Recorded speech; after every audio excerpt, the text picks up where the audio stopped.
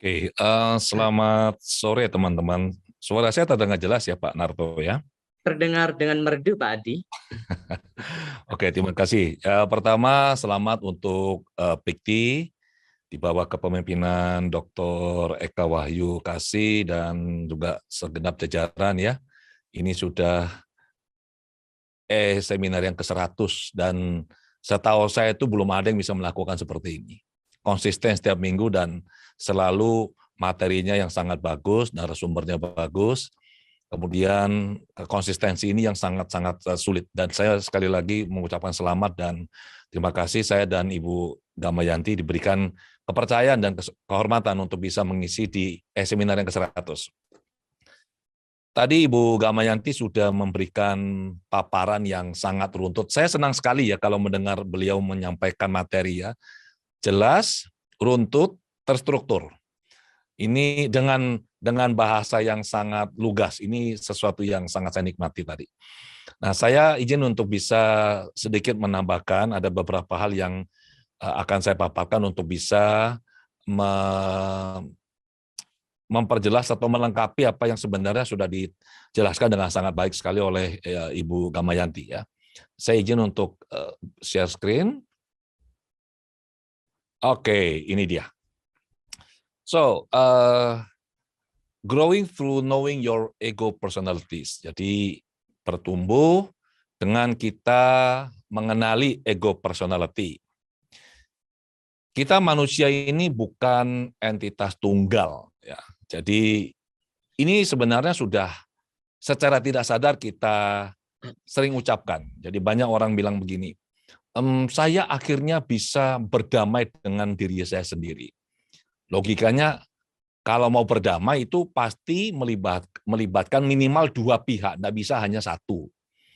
Ada lagi yang bilang, akhirnya saya bisa menerima keputusan saya. Loh kok bisa ya? Kok bisa menerima keputusan saya? Tadinya tidak bisa menerima. Yang buat keputusan sama yang menerima kan pasti sesuatu yang berbeda ini. Atau seringkali pada saat kita baru bangun tidur, ada suara-suara yang satu minta kita bangun, yang satu bilang jangan bangun, atau pada saat kita telah melakukan sesuatu, membuat sebuah keputusan atau tindakan yang saat kita melakukan tindakan ini, kita yakin ini adalah yang terbaik, yang sudah benar. Tetapi setelahnya muncul penyesalan. Nah, ini sebenarnya indikasi bahwa kita bukan entitas tunggal karena yang membuat keputusan dan yang merasa menyesal, yang melakukan evaluasi lebih lanjut, itu adalah dua bagian diri kita yang berbeda. Nah, ini yang disebut dengan ego personality. Jadi apa ini sebenarnya ego personality? Ego personality ini berawal dari yang saya jelaskan ini, awalnya dari teorinya Paul Federer. Paul Federer ini adalah seorang yang bisa dibilang sejawatnya Freud. Federer sangat respect, sangat kagum dan menghormati Freud. Tetapi Federer punya teori sendiri mengenai personality, mengenai kepribadian. Saking respect-nya, hormatnya Federer pada Freud, Federer tidak bersedia mempublikasi pemikirannya. Dan ini diketahui oleh muridnya yang namanya Eduardo Weiss. Sehingga Weiss akhirnya meminta Federer untuk mempublikasi. Kemudian Federer menulis buku yang berjudul Ego Psychology and the Psychosis. Ini masih sangat teorik, ya, sangat teoritis banget ini. Dilanjutkan oleh Weiss, beliau menulis The Structure and Dynamics of the Human Mind. Ini sudah lebih jelas ini. Ini barangnya apa ini sekarang? Tetapi belum bisa diaplikasikan, belum bisa dioperasionalkan. Sampai akhirnya Watkins, jadi ini suami istri, John Watkins dan Helen Watkins, mereka mengembangkan berdasarkan apa yang disampaikan oleh Federer dan Weiss. Mereka berdua ini akhirnya mengembangkan lebih lanjut dan bisa mengoperasionalkan teori ego state. Dan ini mereka tulis ke dalam buku yang berjudul Ego States Theory and Therapy. Buku yang sangat bagus. Ada beberapa buku yang teman-teman bisa baca ya, bila ingin tahu lebih lanjut mengenai ego state ini. Punyanya Paul Federer, Weiss, Watkins dan Johnson, Hilgert. Nah, ini sangat fenomenal, ini bukunya. Kemudian ada Beers, ada Wallman dan Ullman, ya, Seals, Hargaden, Saviro, Emerson, dan Schwartz. Ini semua sangat membuka wawasan. Jadi teman-teman bisa membaca. Yang perlu dipahami adalah setiap pakar ini mereka punya perspektif yang walaupun sama-sama bicara bagian diri atau ego state, tetapi punya perspektif yang agak berbeda. Sehingga aplikasinya, cara melakukan terapinya juga berbeda. Nah, saya memutuskan menggunakan nama ego personality, bukannya ego state, walaupun teori dasarnya itu berasal dari Paul Federer, yang saya dalami dari karya dan pemikirannya Watkins, itu karena di dalam bukunya Watkins dinyatakan bahwa ada 3 jenis ego state. Nah, ini saya melihat agak rancu, karena ego state di dalamnya ada lagi yang bagian namanya ego state. Sehingga saya memutuskan menggunakan sebuah nama atau payung besar, yaitu ego personality, barulah di dalamnya ada sub-sub, salah satunya ada ego state. Nanti saya akan terangkan lebih lanjut. Jadi apa ini ego state? Biasanya orang hanya mengenali ada 2 biasanya. Hati-hati lu, ada bagian dirimu yang jahat. Nah, begitu biasanya. Hati-hati lu, ini ada bisikan dari dirimu yang baik.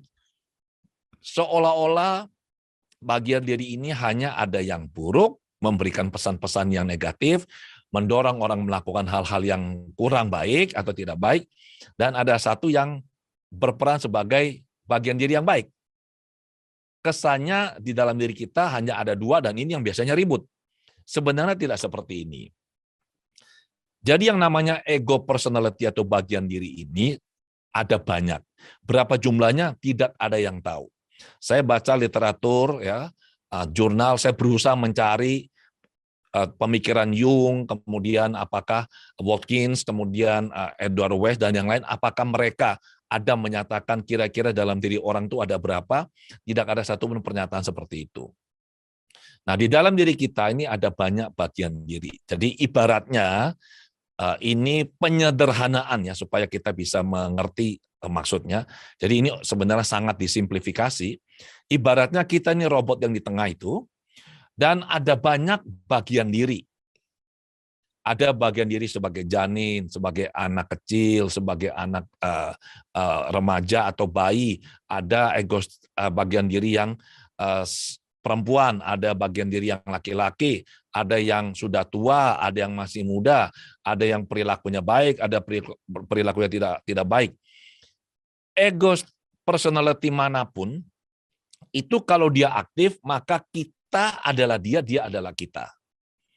Jadi misalnya nih, kalau dalam kondisi tertentu, katakanlah yang aktif adalah bagian diri yang dewasa, maka si individu ini, dia adalah individu dewasa. Tapi kalau yang aktif adalah bagian diri yang anak kecil, maka dia menjadi anak kecil, perilakunya anak kecil, cara berpikirnya seperti anak kecil, tetapi badannya, ini badannya orang besar. Ini yang tadi dijelaskan oleh Ibu Gamayanti sebagai proses terjadinya regresi. Nah, jadi pada suatu saat tertentu, diri kita dijalankan oleh satu ego personality tertentu.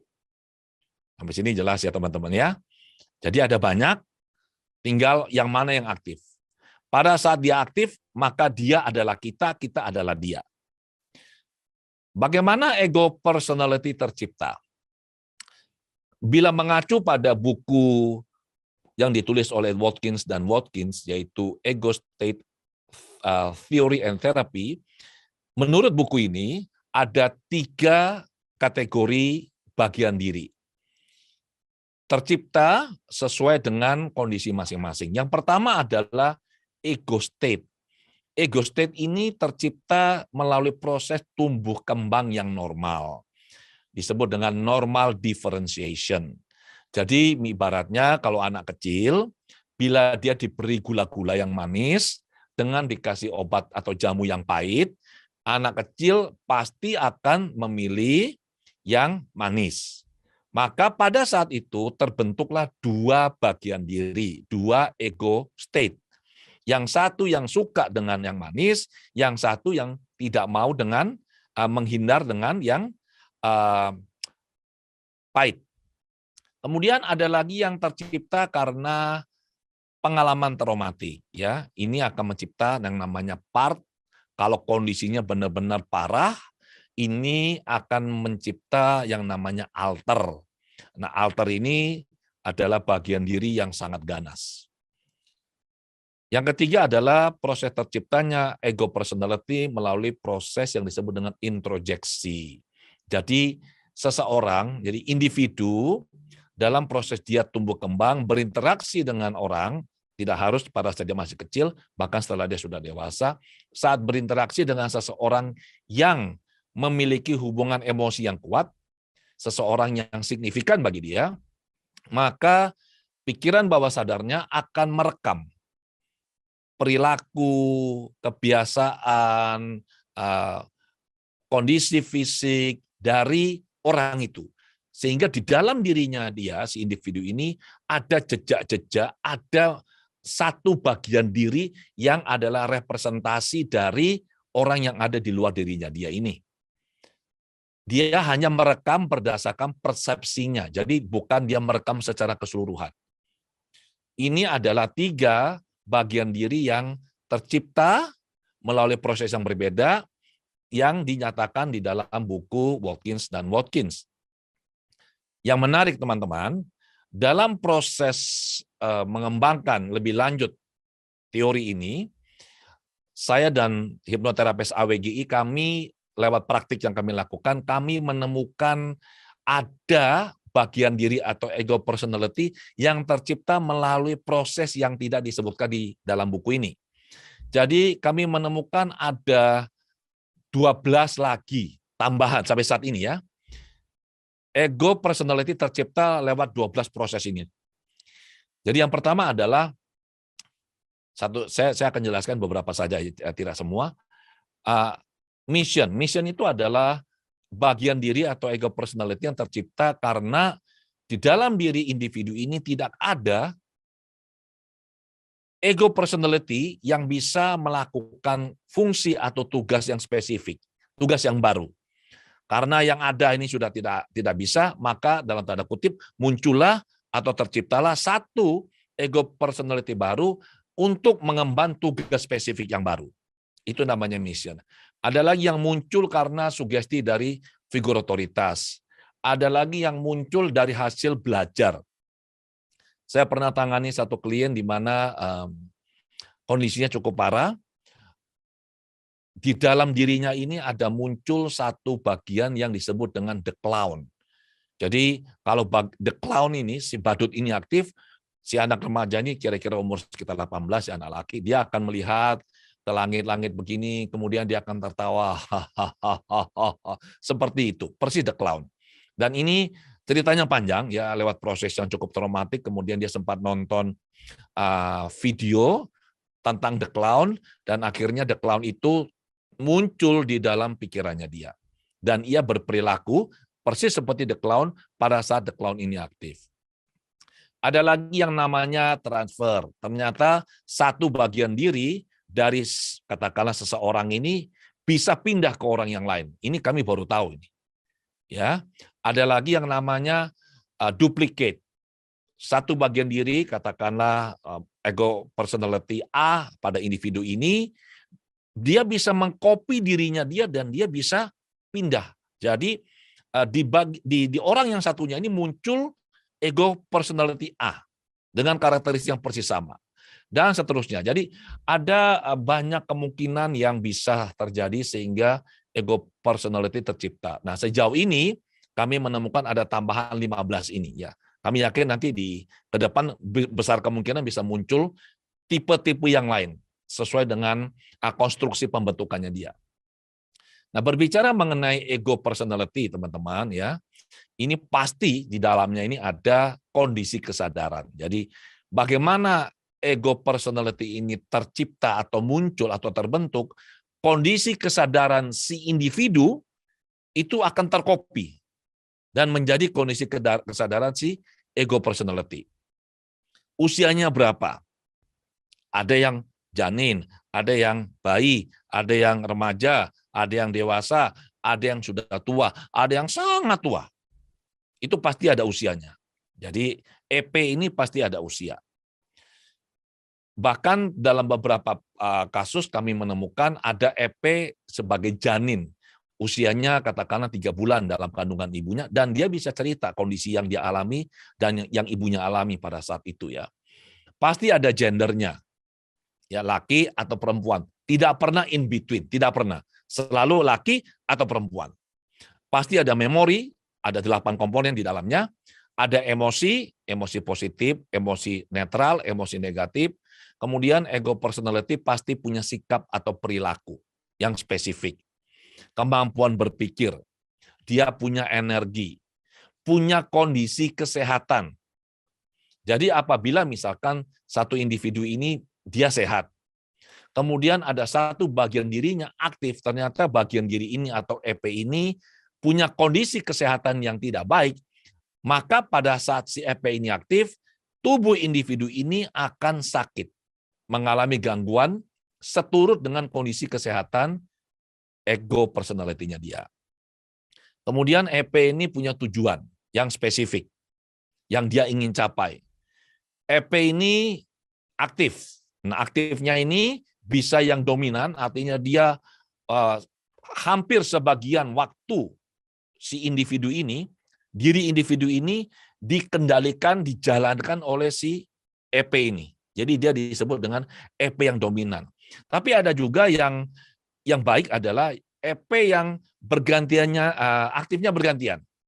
Jadi tidak satu yang dominan menguasai, tetapi mereka adalah sebuah tim dan mereka aktifnya bergantian sesuai kebutuhan.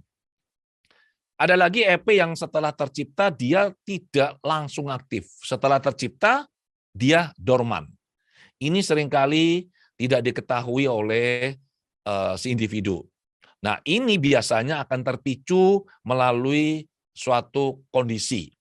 Tadi Ibu Gamayanti memberikan contoh, misalkan kok ada ya orang hanya mendengarkan musik tertentu atau mungkin mencium aroma wangi-wangian tertentu atau mendengar suara tertentu, tiba-tiba emosinya bergejolak. Yang terjadi di dalam diri orang ini adalah pada saat ada trigger spesifik seperti ini, maka tanpa dia sadari, trigger ini mengaktifkan bagian diri atau EP yang dorman selama ini. Dan EP ini ternyata punya emosi yang intens. Maka si individu pasti merasakan emosi yang intens. EP punya lokasi tempat dia menetap atau tinggal. Lokasi ini bisa di tubuhnya individu dan ini bisa di mana saja. Ada di kepala, bisa di dada, bisa di perut, bisa di kaki, bisa di tangan, di mana. Dan bisa juga lokasinya ini di luar tubuh individu.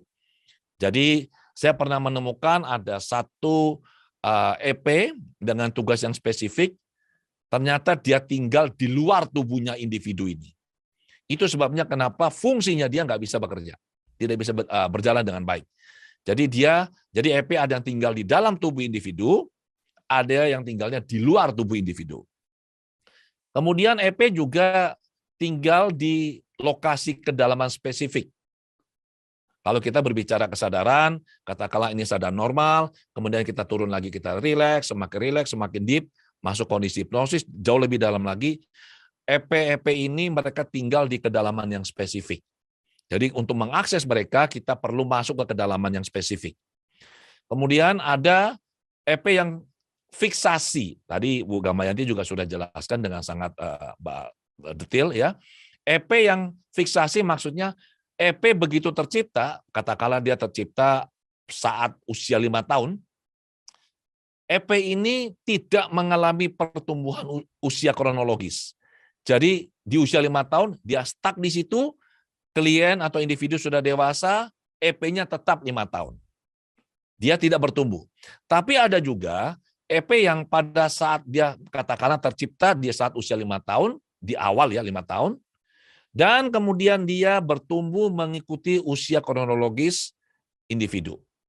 Nah, ini adalah hal-hal yang perlu kita pahami mengenai ego personality. Intinya adalah pada saat satu EP aktif menjalankan diri individu, maka individu ini adalah si EP. EP adalah dia, si individu.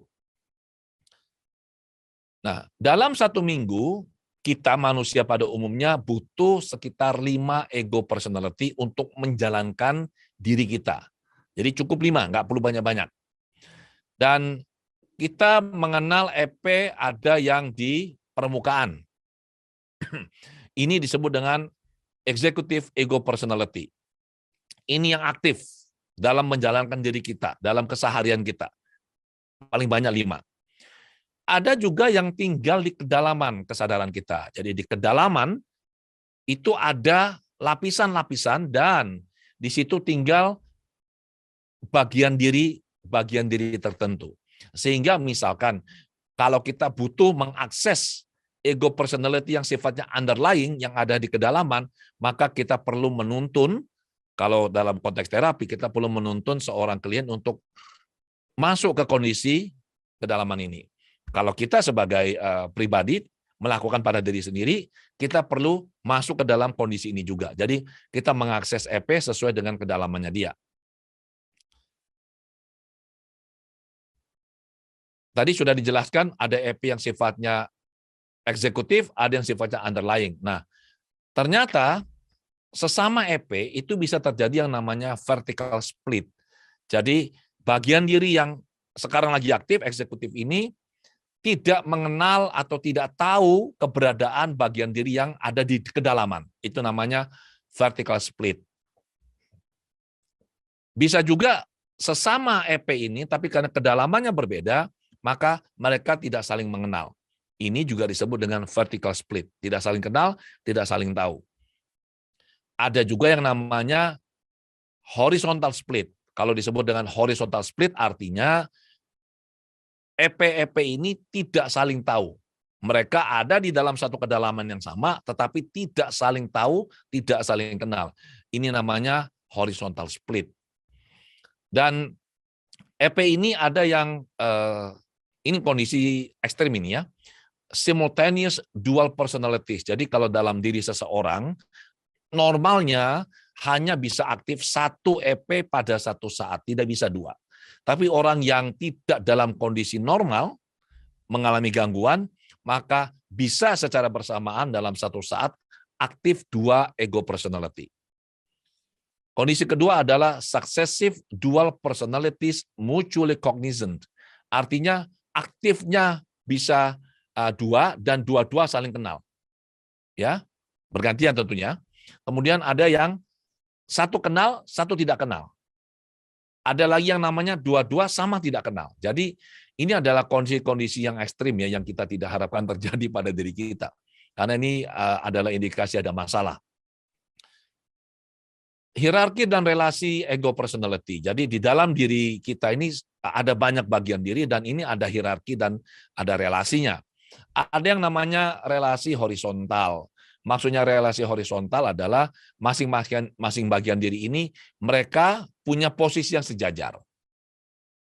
Yang satu lagi adalah hierarki dan relasi vertikal. Artinya ini ada yang jadi pimpinan, yang jadi bosnya.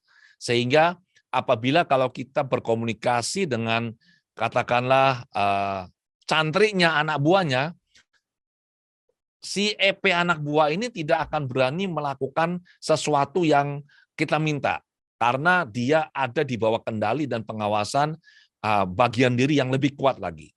Dan ini bisa banyak lapisannya nantinya ya. Dan bagaimana komunikasi ego personality? Ada 2, yang sifatnya internal dan yang sifatnya eksternal. Yang dimaksud dengan internal adalah komunikasi sesama bagian diri ini, EP. Jadi mereka bisa saling berkomunikasi ya di dalam diri kita tanpa kita ketahui. Yang kedua adalah komunikasi yang sifatnya eksternal. Nah, eksternal ini ada individu dengan EP, artinya si individu kita ini berkomunikasi dengan dirinya kita yang di dalam si EP ini. Dalam konteks terapi ada komunikasi antara operator dengan si EP. Nah, komunikasi operator dengan EP ini ada beberapa jenis ya. Ini yang kami temukan. Yang pertama namanya direct single layer. Jadi operator bisa langsung berkomunikasi dengan EP yang ada di dalam diri individu atau klien. Kami bisa langsung bicara dengan EP1, EP2, EP3, EP4 langsung. Ada yang sifatnya indirect single layer. Artinya si EP ini menolak berkomunikasi langsung dengan kami sebagai terapis atau operator, maka kami perlu lewat perantara si individu atau si klien. Jadi kami berbicara kepada si individu akan menyampaikan kepada EP-nya, kemudian EP-nya bicara sama individu berbicara sama kami. Jadi ini ada perantaranya. Ini indirect single layer. Ada yang namanya direct multi layer. Jadi operator berbicara langsung dengan EP, tetapi untuk mencapai ke EP kedua, nggak bisa, harus lewat EP pertama. Jadi si EP ini entah kenapa tidak mau berbicara langsung dengan si operator. Mereka menunjuk perwakilan. Jadi operator ke EP1 ke EP2, EP2 ke EP3. Seperti itu, tidak bisa langsung. Ini namanya direct multi-layer. Ada lagi indirect multi-layer. Nah, indirect multi-layer ini adalah apabila kita menggunakan perantara individu. Nah, saya akan putarkan sebuah video ini, saya yakin teman-teman pasti sudah pernah melihat ya. Ini ada sebuah video. Nah, ini ya. Ini adalah contoh bagaimana orang dewasa sebenarnya, tapi saat dia mau disuntik, dia takut sama jarum, yang aktif adalah EP anak-anak di dalam dirinya dia. Kita saksikan sebentar.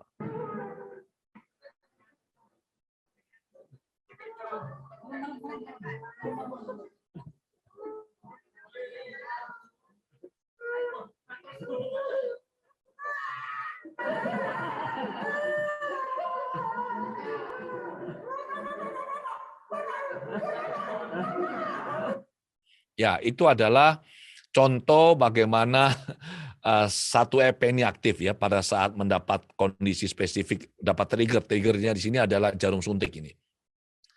Ada hal menarik teman-teman ya.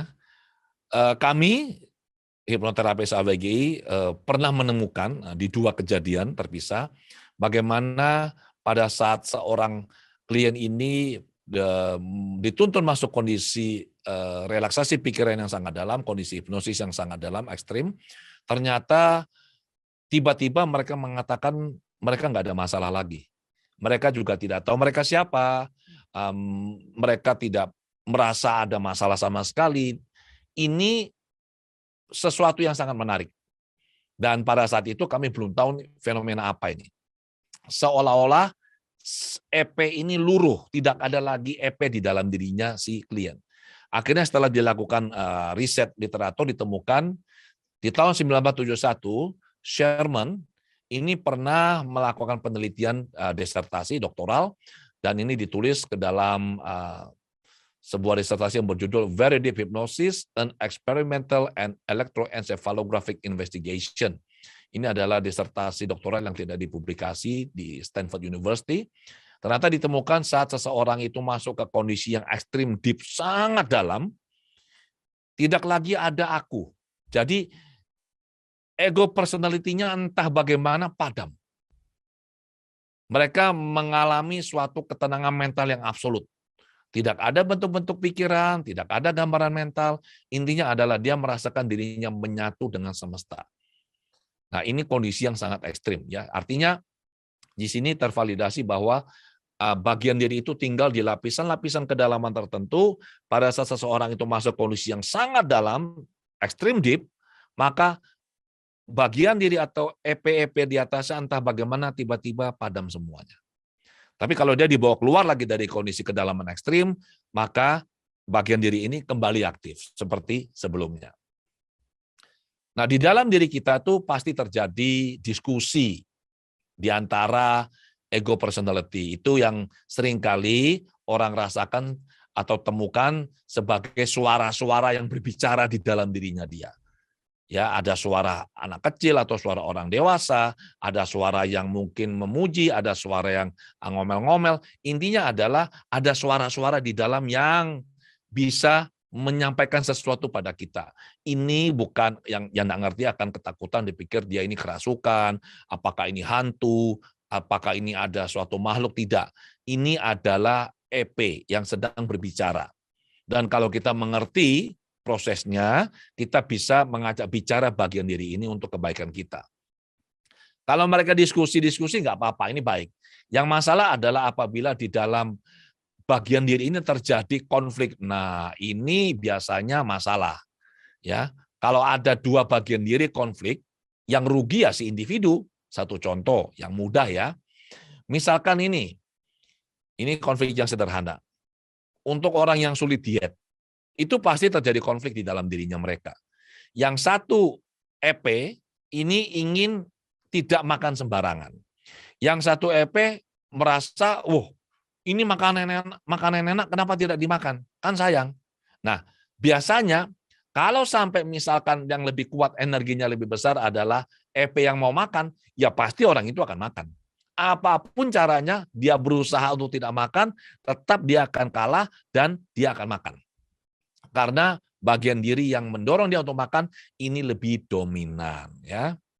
Atau misalnya mau bangun pagi olahraga, nah itu malamnya sudah bertekad mau bangun pagi, mau olahraga biar sehat. Wekernya bunyi, melek sebentar, wah sudah di dalam ini ribut ini. Yang satu mau olahraga suruh bangun segera, yang satu bilang sudahlah, jangan pergi, istirahat dulu, tidur lagi 5 menit. Ini ribut di dalamnya. Ya, nah ini sekali lagi tidak baik. Kondisi yang lebih ekstrim lagi adalah perbedaan pendapat, perbedaan atau pertentangan di antara kedua EP ini mengakibatkan sakit secara fisik pada individu. Ada yang mengalami migrain, sampai ada yang vertigo, ada yang sesak napas, alergi, kemudian bahkan sampai munculnya kondisi yang disebut dengan autoimun. Jadi dalam beberapa kondisi ini kami pernah menemukan, ternyata ini gara-gara EP-nya ribut di dalamnya. Sehingga larinya ke fisik. Masalah di pencernaan, ya. Juga ada seorang klien, saya pernah tangani ini, yang sudah melakukan upaya untuk bisa punya anak, seorang wanita, sampai melakukan bayi tabung 7 kali. Tapi 7 kali selalu gagal. Nah, pada saat yang ke-7 ini gagal, kemudian klien ini jumpa saya, dan pada saat saya proses, ditemukan ternyata ada satu bagian dirinya yang marah dan tidak mau dia hamil.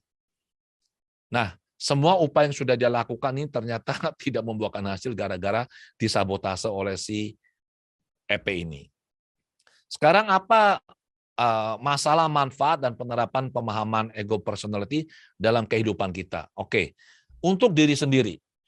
Kalau kita sudah menyadari bahwa kita bukan entitas tunggal, bahwa di dalam diri kita ada bagian-bagian diri, ada yang sebagai orang tua, bagian diri sebagai anak kecil, bagian diri sebagai remaja, laki atau perempuan, maka kita bisa melihat atau menempatkan diri kita pada perspektif yang lebih tepat. Ya, sekarang saya seringkali jumpa dengan orang yang mengatakan, ya saya ini begini nih Pak Adi, mulai lahir saya sudah begini, ya saya tidak akan bisa berubah. Saya bilang, tidak mungkin. Yang begini ini ya, yang lagi bicara sama saya cuma satu bagian. Anda ada bagian lain yang pasti ingin berubah. Coba saya tanya, sebenarnya ingin berubah nggak? Ya pengen sih Pak, tapi aku nggak bisa. Nah itu, Anda mau berubah tapi nggak bisa. Satu bagian diri Anda mau berubah, tapi nggak bisa, sehingga dia putus asa, saya bilang. Jadi kita bisa mengenali diri kita. Dan kita perlu bisa mengendalikan EP-EP ini. Kita perlu mengembangkan EP sebagai CEO, saya menamakan seperti ini, yang bisa memantau, kemudian bisa mengarahkan, mengendalikan EP-EP ini. Jadi kapan si EPA aktif, kapan si EPB aktif, itu kita yang tentukan. Satu contoh lagi, misalkan seorang ibu, seorang wanita yang mengeluh ke saya, dia bilang, Pak Adi, kalau suami saya ini Pak, sudah pegang itu game, video game itu, ya, itu dia seperti anak kecil, Pak. Coba Pak Adi bayangkan, anaknya sendiri, anaknya kami, Pak, itu minta main, itu malah dimarahin, Pak. Nggak boleh katanya.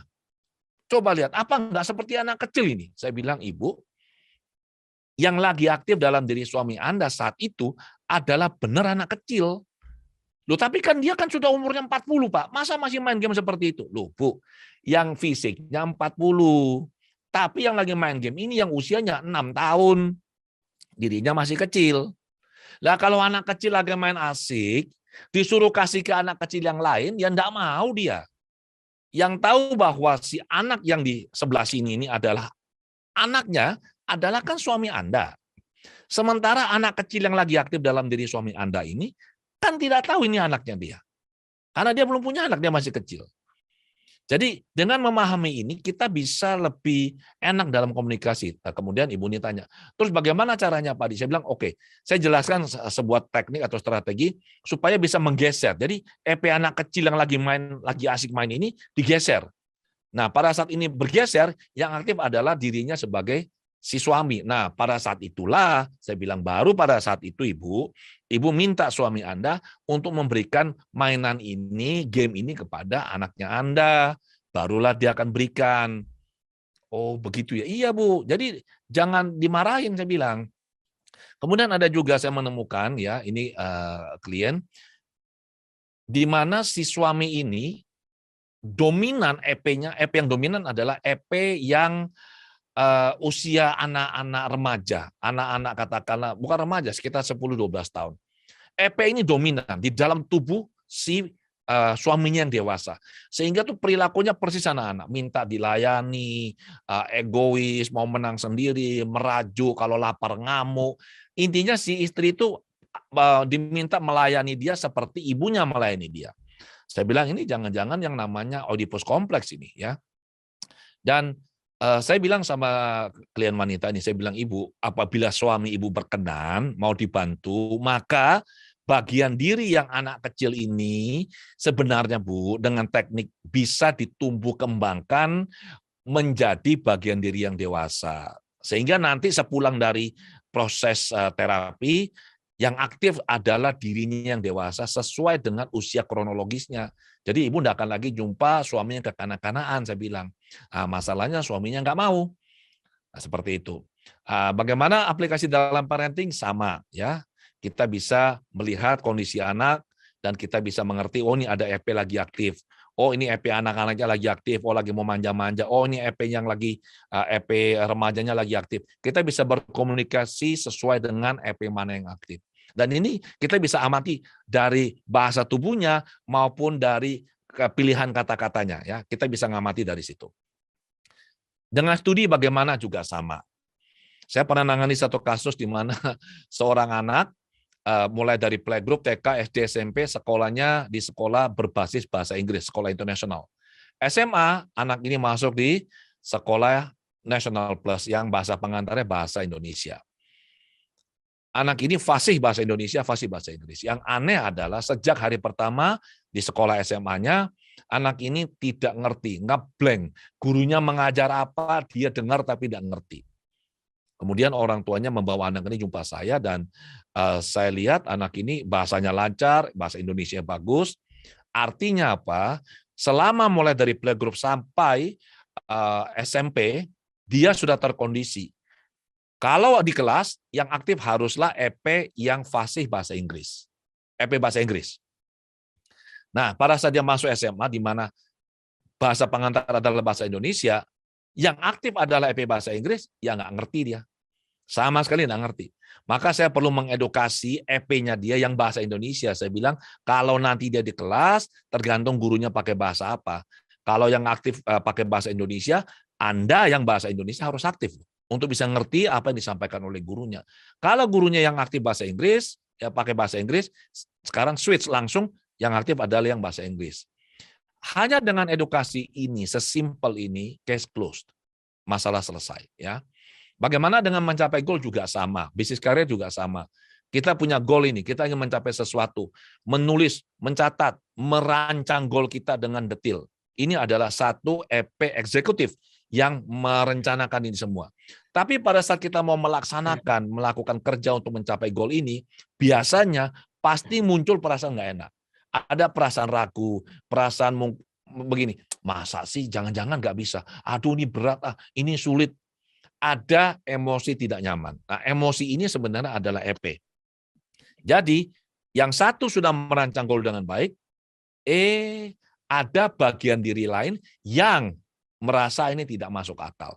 Sehingga diblok. Kalau cuma satu yang keberatan di dalam diri, mungkin ini masih oke.